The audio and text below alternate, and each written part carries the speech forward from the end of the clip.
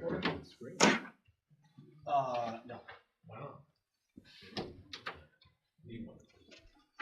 All right, got everybody here, right about 6 o'clock. We want to rise, and we'll start off with the Pledge of Allegiance. I pledge allegiance to the flag of the United States of America, to the republic for which it stands, one nation, under God, indivisible, with liberty and justice for all. All right, thank you all for coming. The fire exit is marked, and if you have cell phones or whatever with you, we ask that you have them turned off so we don't get interrupted in the middle of things. And can we have a roll call? Henry Hill, Yes. Oswald LaForest, Here. Roger Black, Here. Marianne Alexandra, Patrick Duhane, Here. Steve Iplum, Here. Alan Reese, Here. Dean Scheller. Present.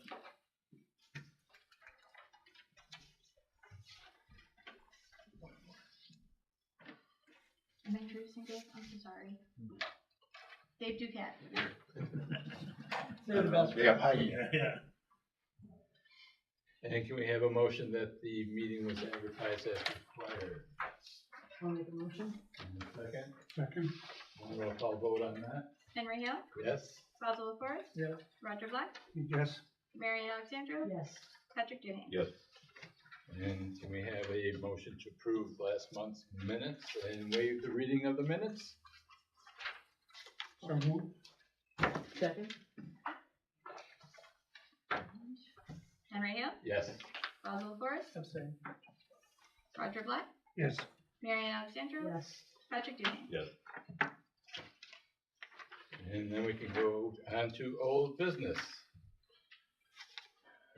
First old business, Aaron, come up front and center.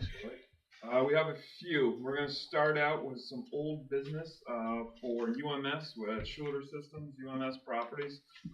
This one's for the 26 Irish Sediment Road, requesting a 1-year extension. The appeal was originally number 2305, allowed to construct up to 12 material silos that would be 60 feet in height, which is 20 feet higher than the maximum 40 feet that is allowed in the district. B part of this continuance is allowing to construct 433,800 square foot warehouse that is 76 feet in height, which is 36 feet higher than the maximum 40 allowed in the industrial district. We did break it down to A and B into this, so instead of having 2 appeals, this is why it's A and B. Aaron, you can take it from there and tell us why you need some more time. Good evening, Aaron Ovius, representing UMS this evening.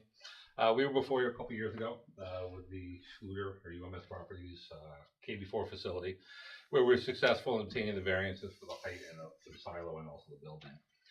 Since that time, in the process, we have to go through sketch plan, then come to you for variances, and back to the planning board for final approval. We have obtained the final approval from the planning board. We are still in the process of dealing with issues with the state of New York and primarily with the air permit, along with some issues with New York State Electric and Gas and service of the facility. Basically, there was some significant changes in the last 2 years over how permits are issued in the DUC, and the biggest one is that you are considered a disadvantaged community. I don't know if you ever heard of this, so therefore your average income for this community is low enough that you're classified as disadvantaged communities. So there are environmental justice requirements, there are public benefit requirements, and also some new nuances. So it's been taking over 2 years to obtain the air permit. In addition, NYSEG doesn't have enough power feeding the community.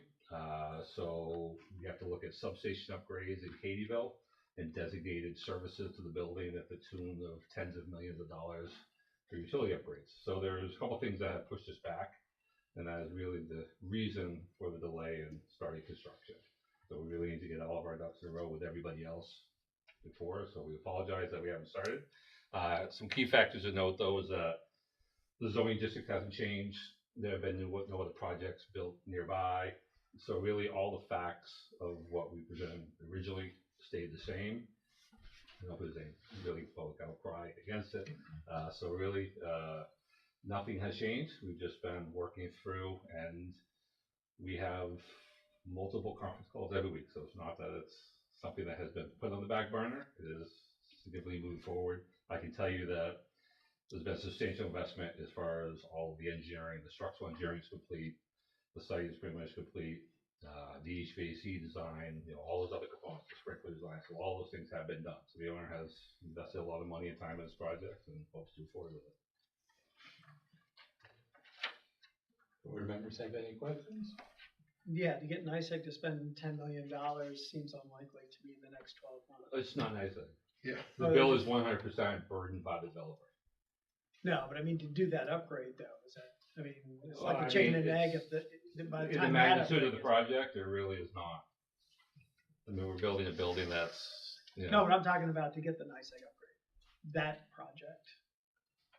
If it hasn't started, it seems No, well, we, unlikely yeah. that it would Well, I be, mean, it's that quick the overview. NICEAG portion would be approved and done by. No, 12 so months? we have been working with NICEAG. We have weekly conference calls with them. The design is done from NICEAG standpoint.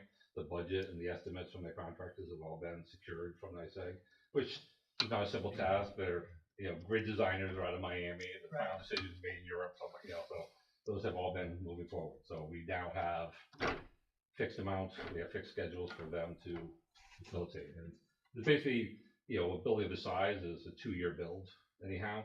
So the idea is that while we're building, they're building. They're building. Right, so it's, Okay. Open up public hearing portion of the meeting here. Anybody like to speak to this matter? There's no public hearing for the extensions or. Okay, all right, the only thing I would have to say is this is probably the last extension before you come back and start from scratch. fully understand. Okay. Motion to approve. To grant the extension? Yeah. Show of hands on that, and roll call vote. Henry Hill, Yes. Basil LaForest, Yes. Roger Black, Yes. Mary Ann Alexandra, Yes. Patrick Duhon. Thank you. Thank you. So moved. Next one is YMCA, appeal number 2308, requesting a 1-year extension, allowed to relocate. That's the existing facility at 295.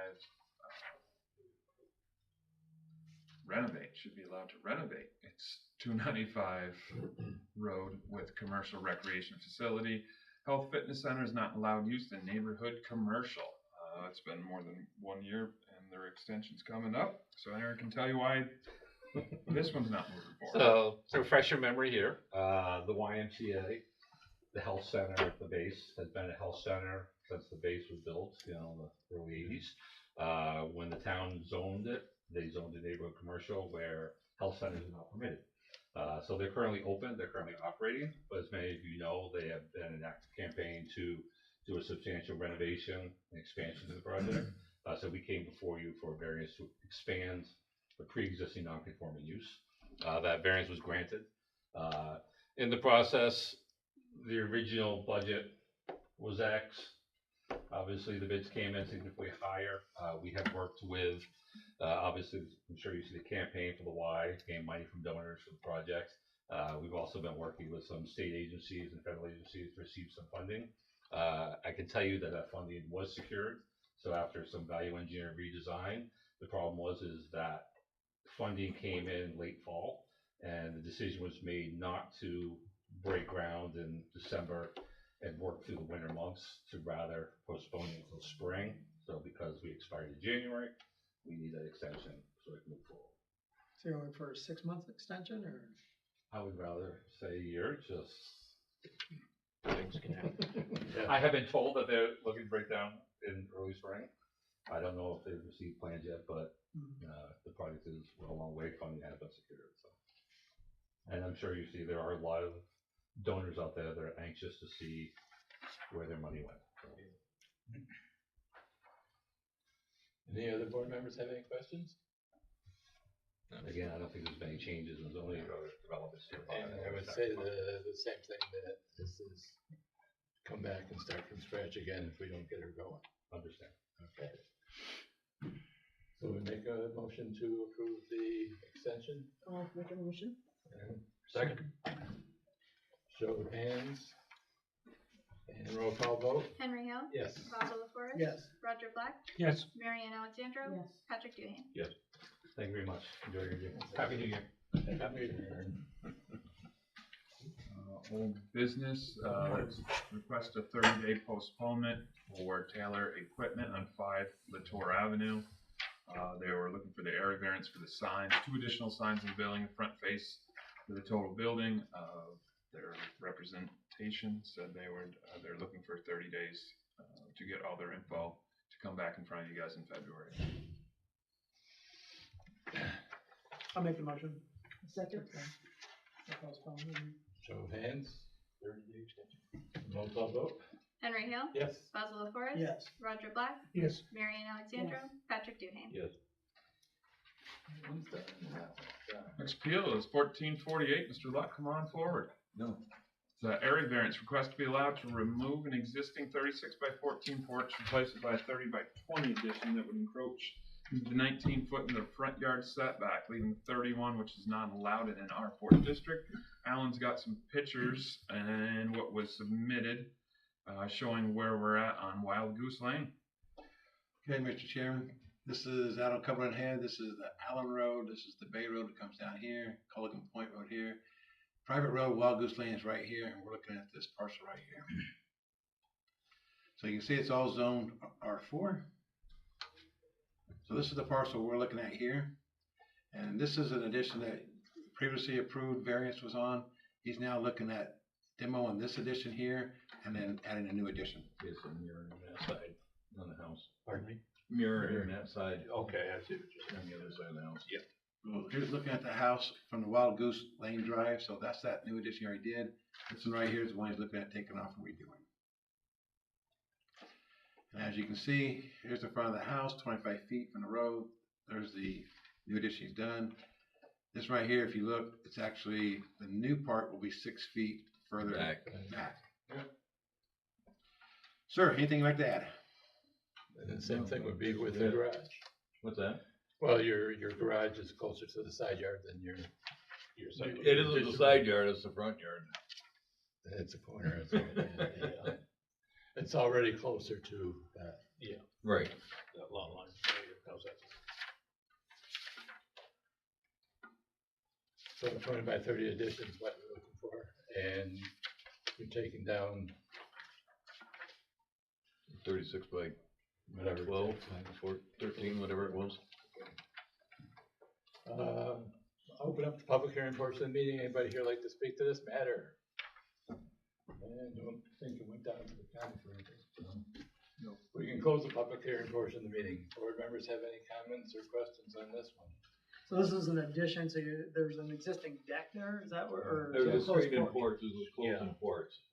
The roof is bad on it, so I need to redo the porch, so if I'm tearing the roof off, I'd like to at least get the peak roof on it and mirror what is on the other side of the house.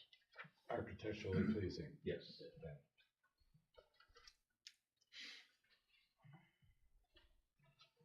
Anybody else? No, I see it's lessening the encroachment, I guess. Right, yeah, exactly.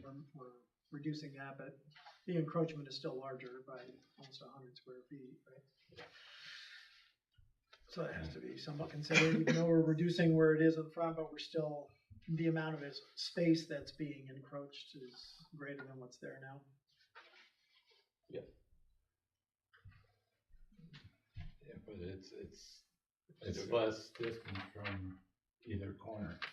But the gross encroachment is still more, is what I'm saying. That's all I'm saying, just a little bit. So the motion would be to either grant or deny that variance. I'll make a motion to grant it. Okay. Second. And show of hands, and a roll call vote. Henry Hill. Yes.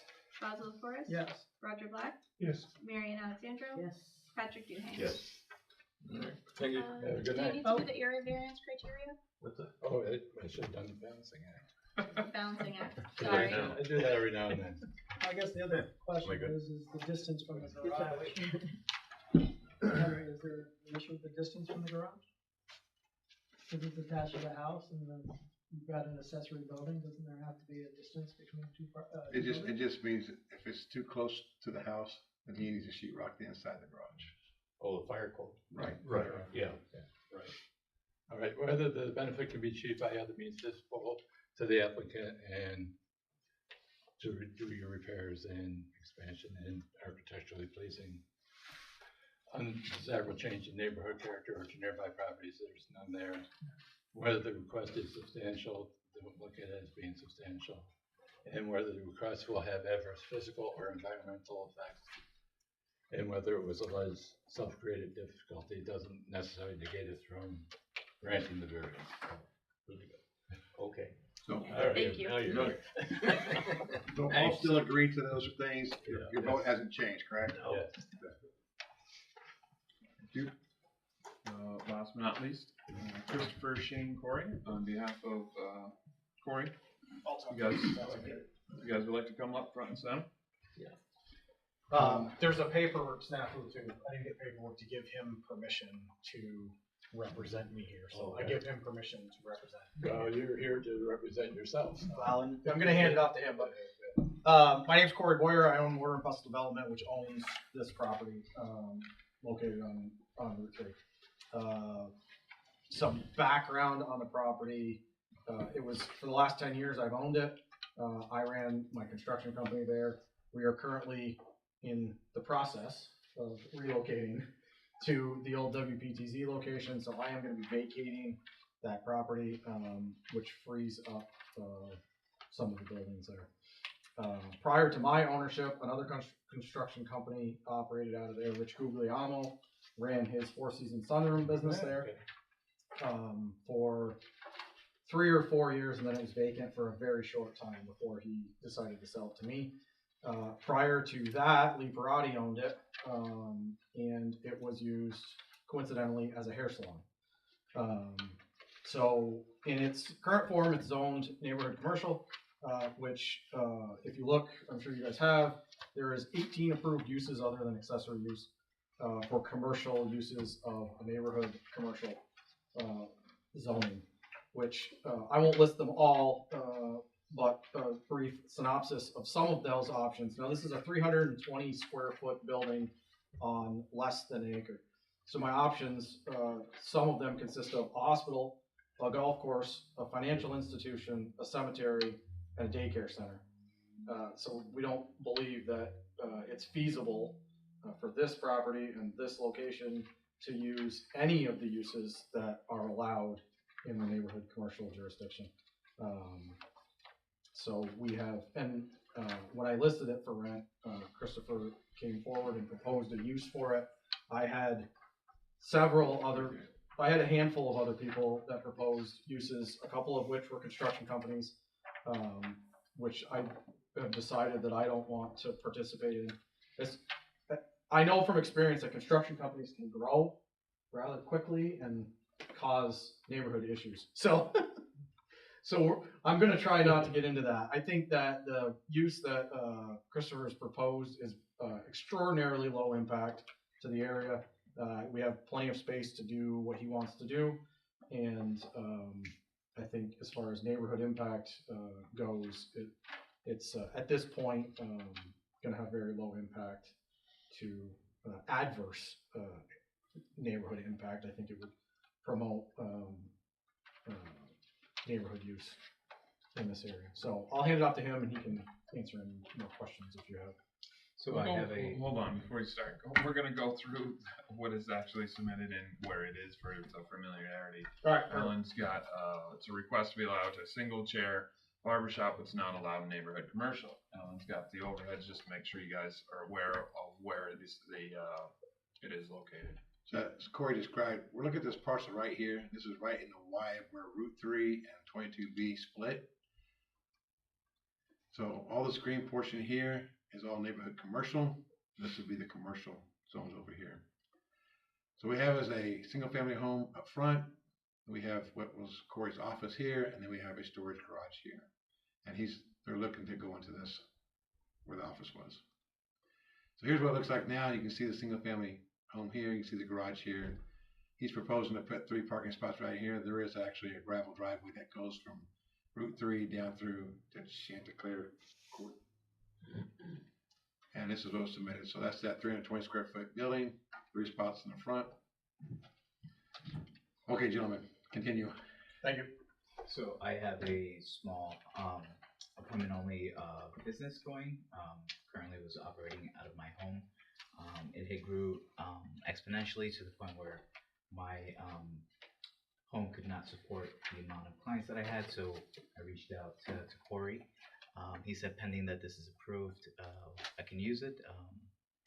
I won't be doing any demolition other than adding some parking spaces, which I'll contract someone to put in the lines for me. Other than that, maybe just small signage for my clients to find. But other than that, I'll just be replacing the floors inside, and that would be all.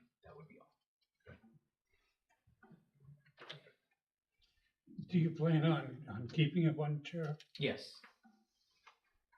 Yeah. 320 feet is not much. Yeah, there's room not for a much space second for chair. anyone else. But I guess the issue with this is the property is all one unit, and when you're saying it doesn't fit these other commercial uses, it's not like we're looking at this building as a separate lot. And so to meet the financial hardship of not being able to get a financial return, which I don't see in here, if the house is already rented, it seems like the property is being used from a financial standpoint for a listed use. And it sounds like that this is all, the narrative and everything I'm seeing seems to direct it toward this building being a separate lot that doesn't meet the current zoning uses. So I wasn't thinking of that in the pre-hearing meeting we had, but that's what I'm seeing here, that And we can looking go at this back building to as if it's separate. where we were showing the different zones right there. This is what, 1 lot away from being in the commercial zone?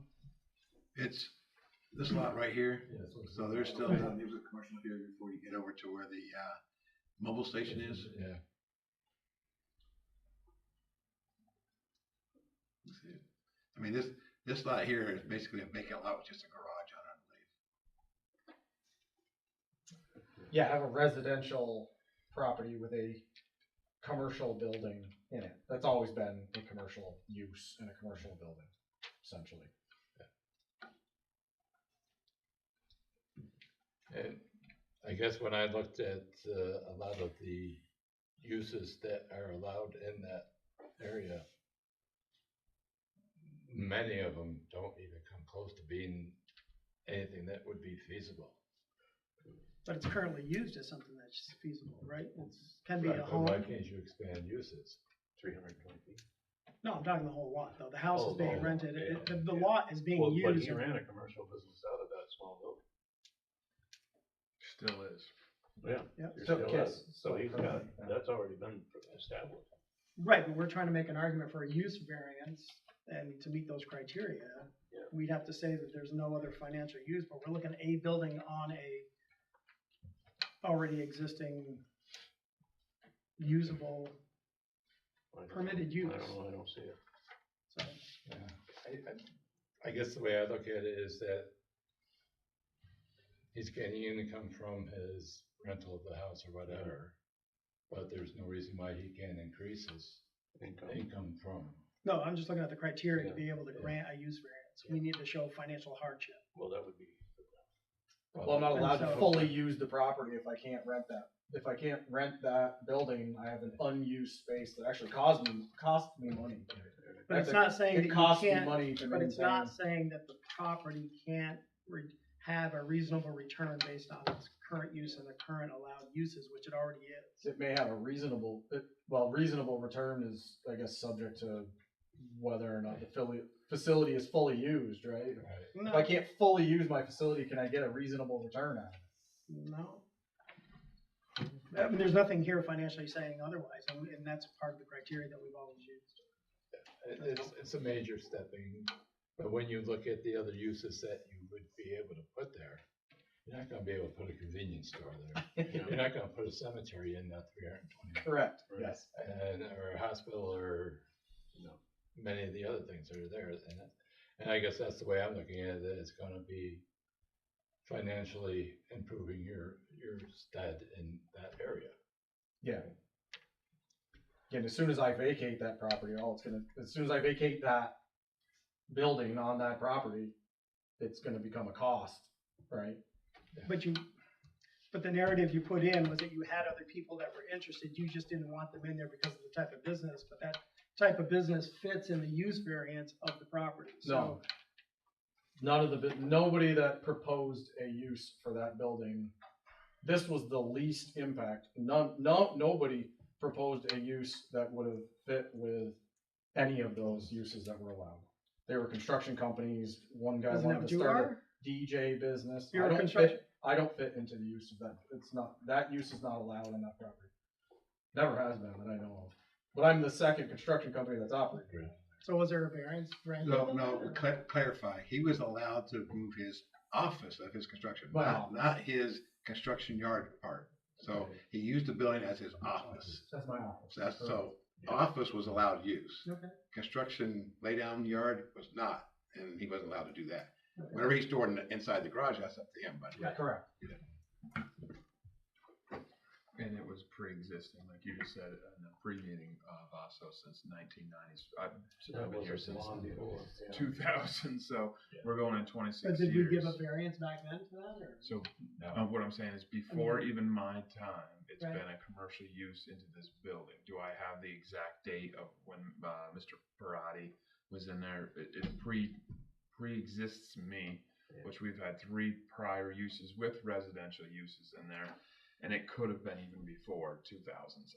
I don't have those numbers, but my But we don't, recollection but is, do we know what the zoning was back then? no. Offhand, I do not. I have a lot of useless knowledge. That is not one of them. Okay, we're gonna open the public hearing first of the meeting. Anybody here like to speak to this matter? And we need to read in from the county, I believe. The county did not have a quorum. Right. So the county didn't have a quorum. If this board doesn't make a decision now, then they would resubmit it back down to the county for next month. Not happening, I can close the public hearing portion of the meeting. And we can look at the use variance criteria. And cannot realize reasonable returns substantiated by competent financial evidence. That is the main crux of what Vassal was talking about. And my belief is that you should be able to increase your income from that property if you can. And like, as you stated, you would be losing tax money or whatever, and nothing went in there. Correct. All right. And anybody here can agree or disagree with what I'm saying. All I'm saying is if we're gonna be consistent, and all the times we used a use variance, we required financial data and we don't have any. So in other words, we're setting the precedent that we don't have any financial data in front of us, and we're trying to justify it instead of having them justify the financial use. And Well, I think I don't Corey just prove that, I guess, because did we some haven't of done that. it for other people. Yeah. We've denied other people, and You also We're have just the opening short form too, for this. Or the seeker, yes. that's the only argument. I'm not arguing Yeah. against what they're trying to do or trying to make But money. I think we can make an exception on the Yeah. basis of it's got a primary home on it that's being rented. Okay. Well, what we need to do is actually do the seeker first to come up with a negative declaration for that. Yeah. So, Alan, are you gonna do that, or? Oh, Yeah, I we gotta would do love it. to do it. Thank you for volunteering, Mr. Hill. All right, we're gonna do the short form seeker. Will the proposed action create a material conflict with an adopted land use or zoning regulation? Your choices are no or small impact, No, or moderate to large small. impact. No to small.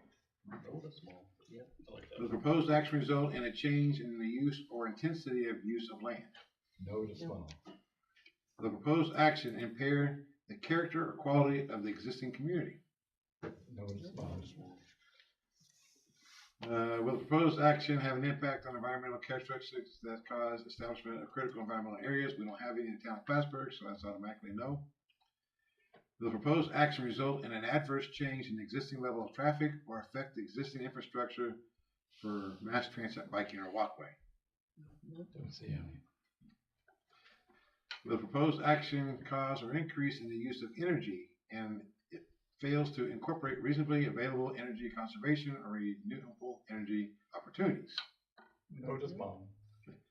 The proposed action impact the existing public-private water supply, Note is small. the public or private waste treatment facilities. Small.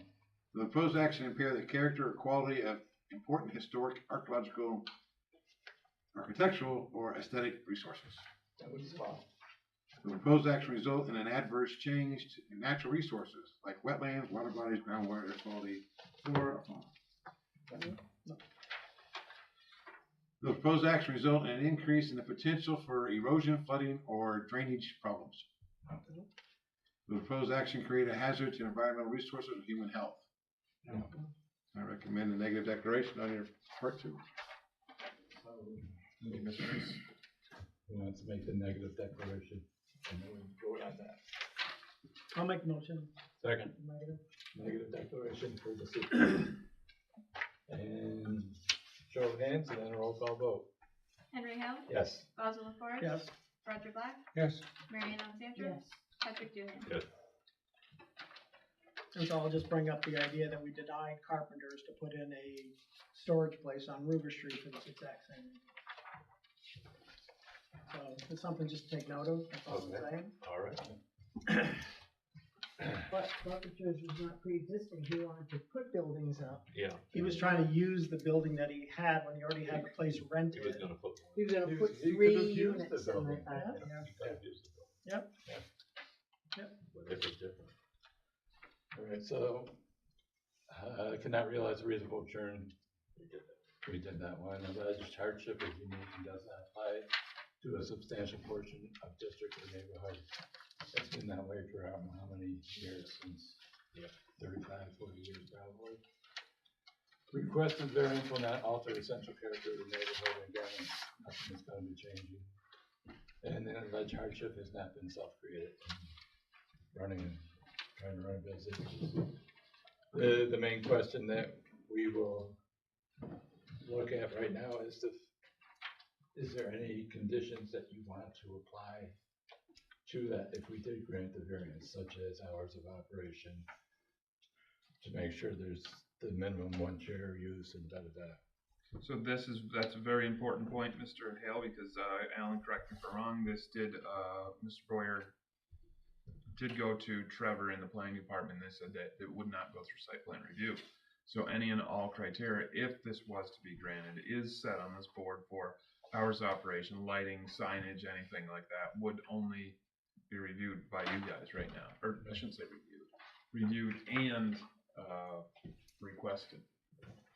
Because it doesn't have to go through plan, because it's already there. right? It's an already use, and they're not expanding more than 1,000 square feet. And Trevor said almost what Mr. Hale was showing, it's already there, it's been a history of there, so they don't wanna see it through site plan review.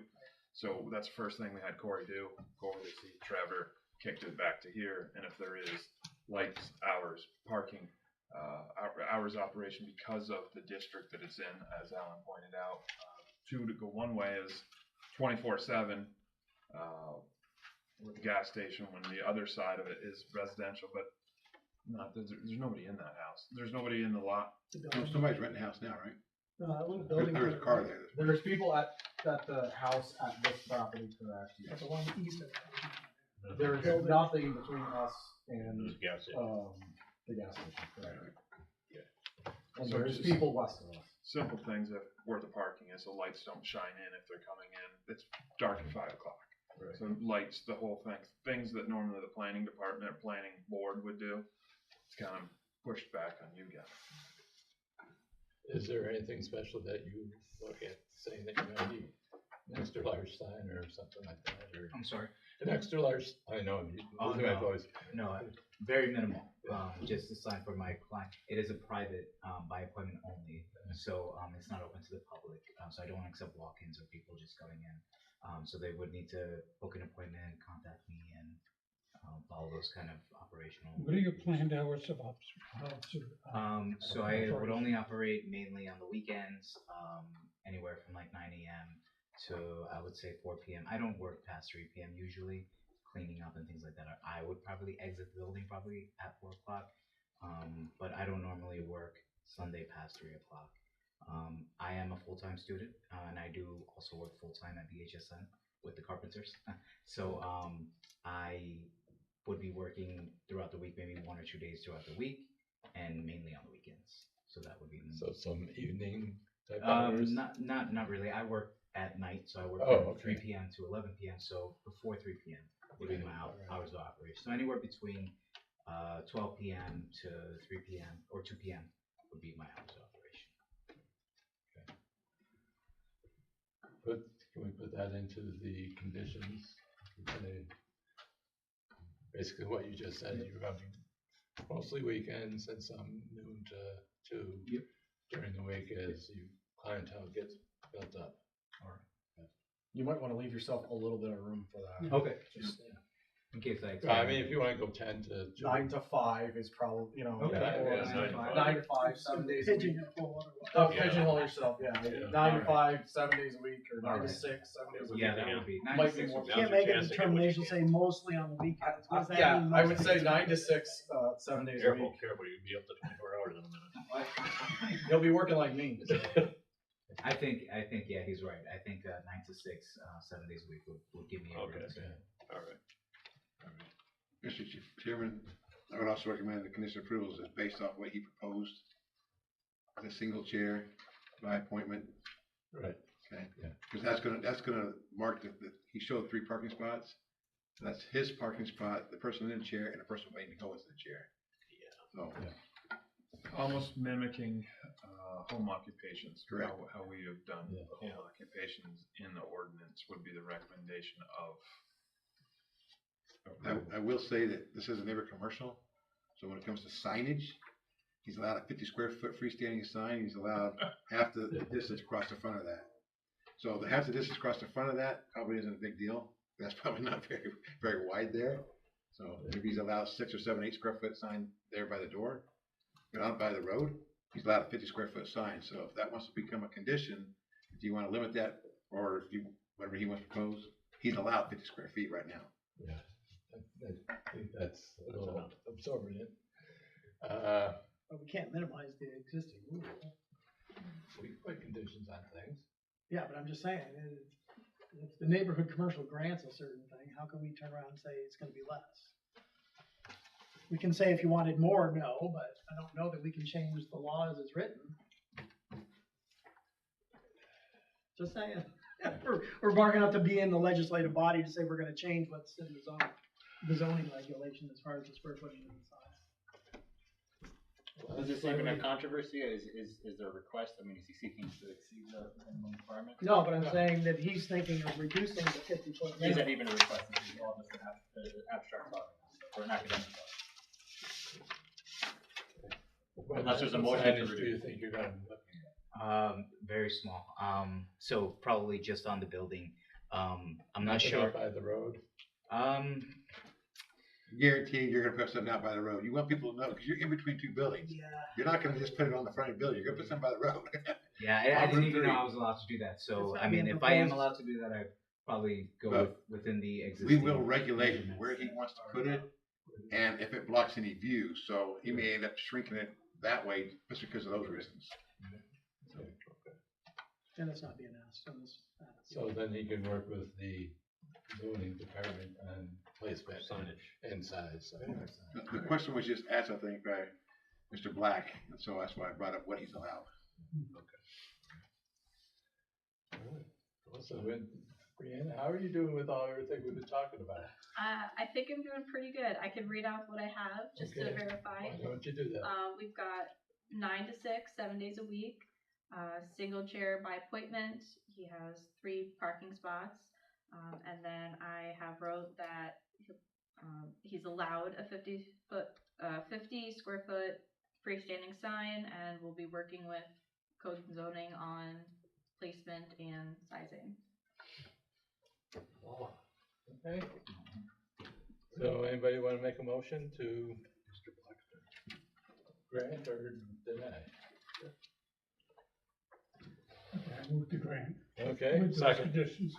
Conditions and a show of hands on that. And then roll call vote. Henry Hill, Yes. Basil LaForest, No. Roger Black, Yes.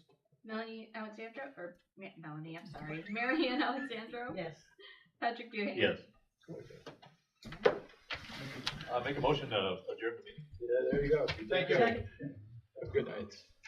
Second? Thank you. Yeah, there was a couple. All in favor? Aye.